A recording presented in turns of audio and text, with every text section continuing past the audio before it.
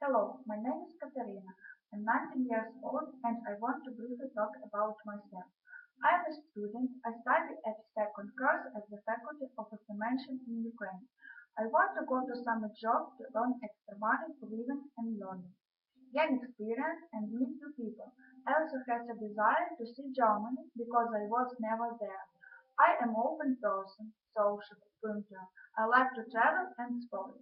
I know English is the secondary level. I started working for a long time. Last summer I collected strawberries on a farm. In 2014 I worked as a cleaner at the office and promoter in the supermarket. I can work within 3 months of summer. Discriminate about work. If you have more questions for me, I will be very happy to answer you in personal talk on the phone. I'm sure that if you choose me, you will remain satisfied with me. Thank you very much for your attention.